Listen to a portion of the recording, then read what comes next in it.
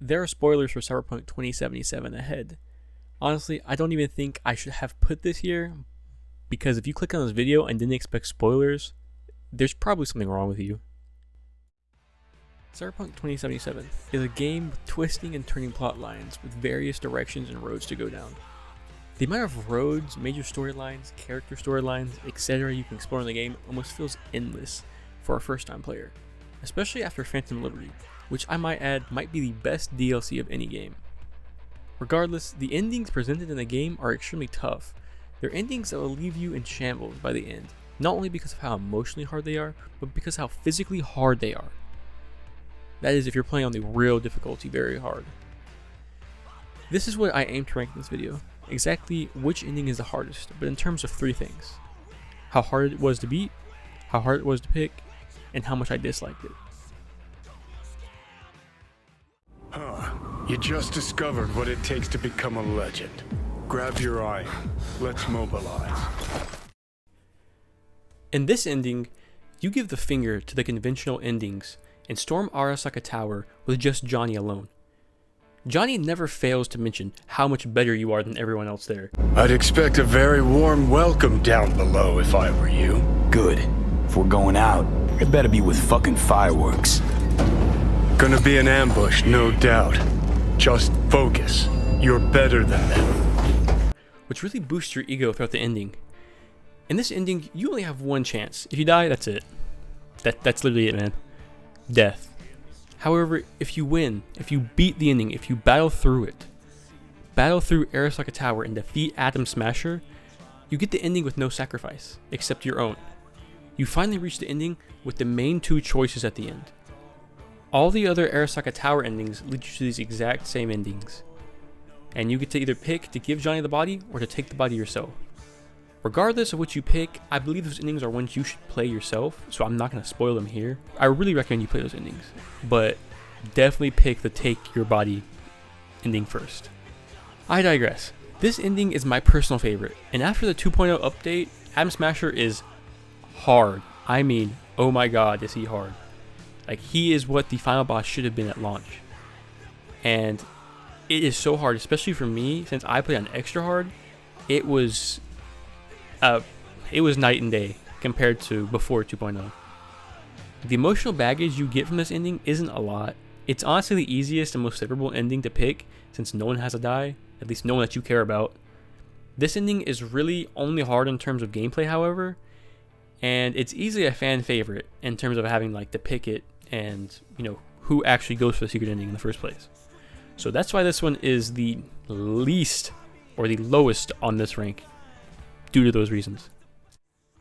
This one It's a simple matter. is one of the more unique endings. All of us standing here. This ending Oh, involves you in the It's a Aldecaldos great drilling a death. Speak for tunnel into the yourself, Saw. underground Mikoshi facility. You manage to drill your way in, but as soon as you reach there and reach the Atom Smasher boss arena, you are greeted with womp womp, Saul's death. Saul's death is pretty tragic when it happens, just because, you know, I mean, Pan Am's family, you like Pan Am, we all like Pan Am, we all like Pan Am, and well, yeah. This ending also leads you to choose whether to give Johnny the body or not, or to continue with yourself. So same as the other Arasaka endings. After you return to your body after doing the Aldecaldos, however, you flee Night City with the Aldecaldos and live the rest of your days on the move with, you know, Pan Am and everybody else that survives in a much nicer paradise. This ending is a happy ending and a peaceful one, to say the least. This is probably the best ending you can get in terms of peaceful endings in the game. You know, where, you know, you don't have to. I guess in the other ending, the first ending, you go out in flame or in style, but in this ending, you kind of go out in the easy life, kind of like what Dexter Deshawn says in the beginning. You get to leave with your family and let Johnny be free with Alt. This ending isn't hard at all, to be honest.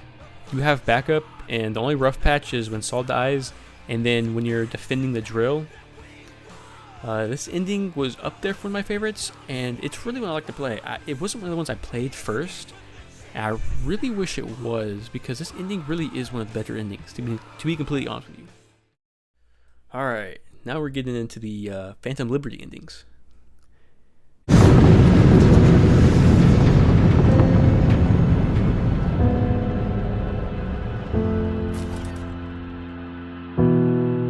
In this ending, you betray Reed and side with Somi.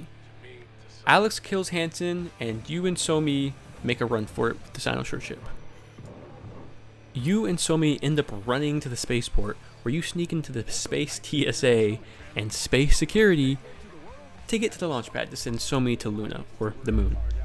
The NUSA shows up and you have to fight your way through extreme waves of NUSA agents, and with Somi almost passing out, it gets pretty bad.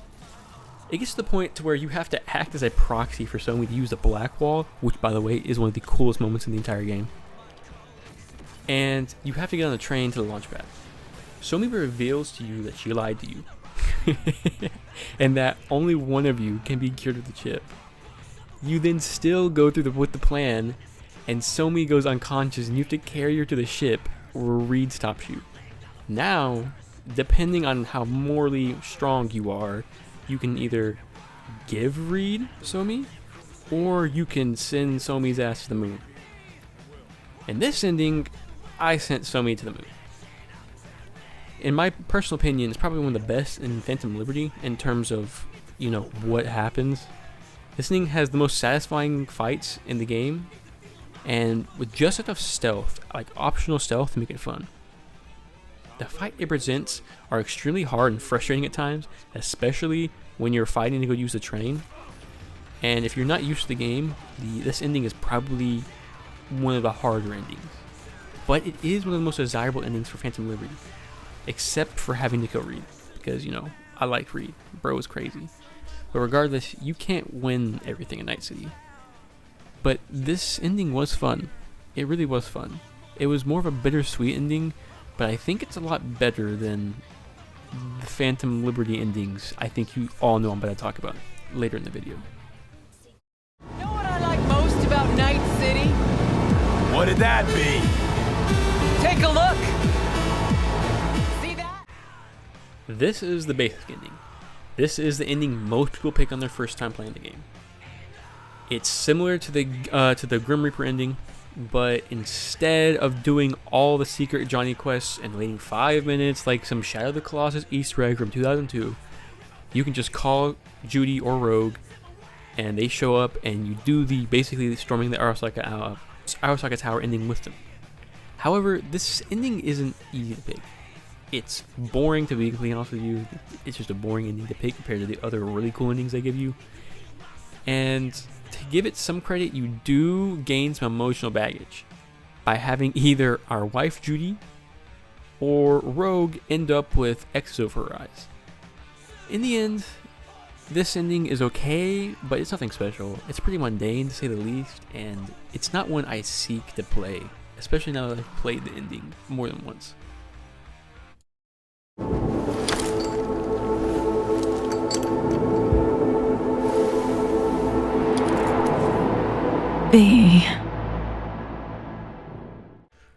This one is my second favorite Phantom Liberty ending. In this ending, we side with Reed in order to capture Somi and complete the mission originally assigned to us by the FIA. This ending begins in the mission Firestarter, where you choose to use an anti-runner device to incapacitate Somi, but you fail and ultimately have to fight your way out of the heart of Dogtown. This ending leads us to the abandoned Cynosure facility, where the Black Wall AIs who attempted to take over Somi, which by the way is terrifying, attempt to use a net-running weapon Militech created, Cynosure.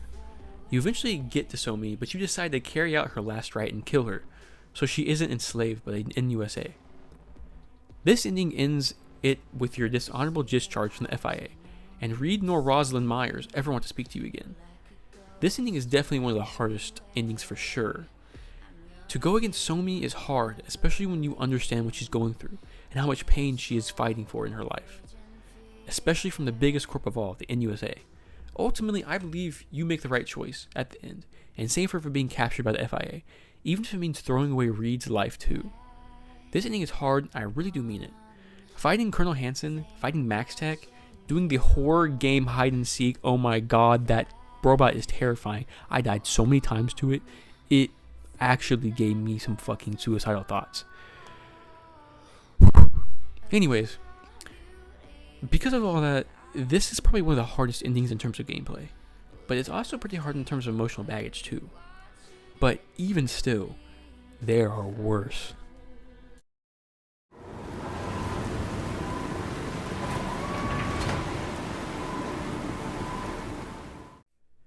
This ending is just like sending her to the moon ending, except you give So-Mi up to Reed right before you lay her in the rocket ship. You surrender her to the FIA, and Reed walks away from the entire Phantom Liberty DLC, and so do you. This ending is probably the stupidest ending just because you literally did everything on So-Mi's like quest line for Phantom Liberty just to give it up. I don't know why anybody would pick this other than just because they went back and did it from a save point.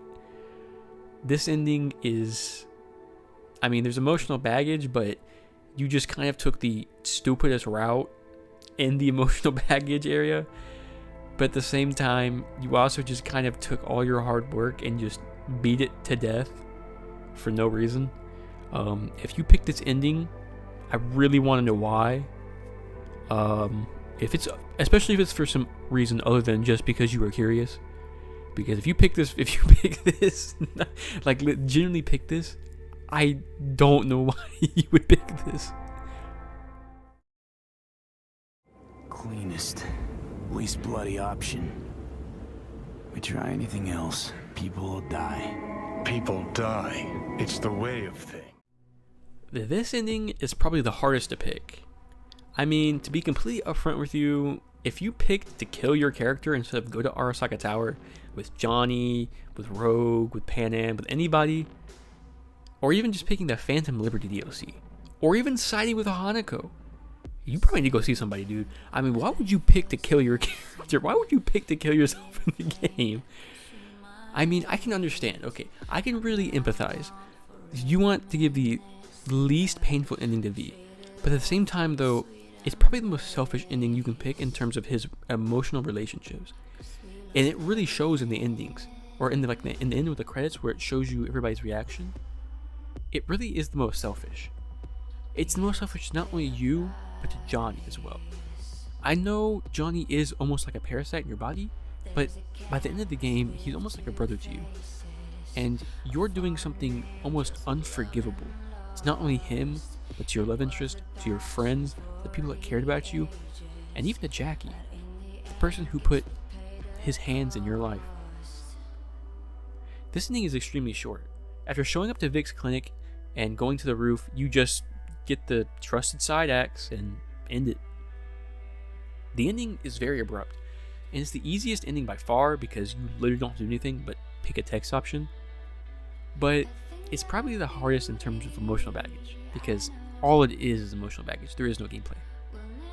This ending also just sucked, so that's why it's so high up on the list.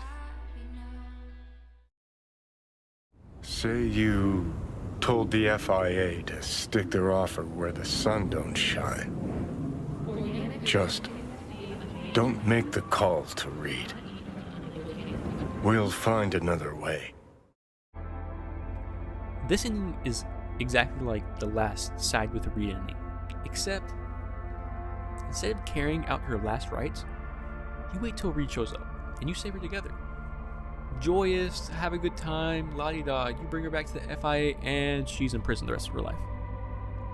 After all is said and done, Reed sends you an airship to fly you to the capital of the NUSA, right? To have the surgery, we'll be free of the biochip. But before you board the airship, Johnny does something that he doesn't do in any other ending, or any other moment in the game. He asks you to reconsider your options. And if you continue with the ending, it only gets more degenerate, more melancholy, I guess. As you're flying away from Night City, you open the door to this airship, and you look out on Night City one last time with Johnny. You talk to each other for the last time, and make peace with one another once more. And then finally, you say goodbye. Think this is it, kiddo? Yes. So, Promise me one thing, will you? I promise. No idea what, but I promise. Not asking you to never give up. Sometimes, you gotta let go. Just don't let anyone change who you are, okay? Johnny. Good night, Vincent. Today was a good day. To our closest friend, one even closer than Jackie was, you say goodbye to Johnny. Johnny looks out of the airship, makes his peace with reality, makes peace with your decision, and most importantly, he makes peace with what's about to happen to him. He's going to be erased. You wake up 2 years later in a future unrecognizable to you. You quickly find out you're crippled. You can't use any combat cyberware anymore. You're no longer a functioning merc. You're just a shell of your former self. You rush home to NC, where you see Arasaka has moved out from Militech to move in. You find Victor, your last remaining friend, who sold out to a corp not because he wanted to, but because he was forced to. And as you're walking away from seeing him, you're jumped by two goons, who would have never in a million years spoken to you like that. You fall down the stairs and meet Misty, where she talks to you about what happened in those last 2 years you were out. She tries to console you about being a normal person, and eventually she tells you to accept being one of the faces in the crowd, a normal person. And then the game fades as you walk into the crowd of Night City. This ending is the hardest in terms of everything. This ending sucks. This ending is like a show, a movie, or an anime that just keeps beating a dead horse until it's on the worst possible note ending it could possibly be at. V wasn't meant to be a normal person. He wasn't meant to be one of the faces in the crowd. He wasn't meant to be anybody but V. He lost all of his friends, family, cyberware, life. He lost it all at the cost to have his life, just to exist. But to exist without anything, what kind of life is that? This ending wasn't okay with me in the slightest. This ending sucked. It was the hardest to pick, to witness, to even achieve. This ending, without a shadow of a doubt, is the worst ending in Cyberpunk 2077. It was the hardest to get to, the hardest gameplay, the hardest everything, especially emotional baggage. This ending left me with a hole in my heart, because that's exactly what V was missing as well. He was missing Johnny.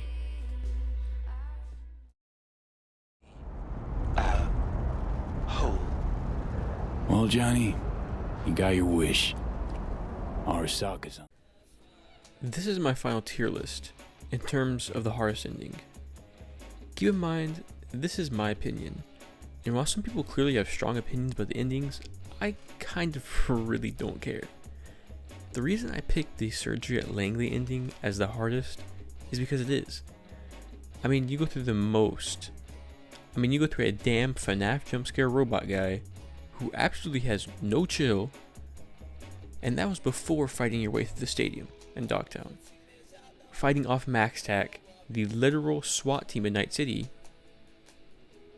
and after fighting and hiding from the NUSA, who you had to go and sell out to, and then be turned around and turned into a literal NPC. An NPC. Isn't that so amazing? In all seriousness though, this ending sucks. It's the hardest. It's the worst in terms of what happened to V, and it's the hardest to pick. Because why would you want to sell out on your first playthrough? Why would you want to pick this ending? Why would you want to do any of this knowing what happens in hindsight? You don't.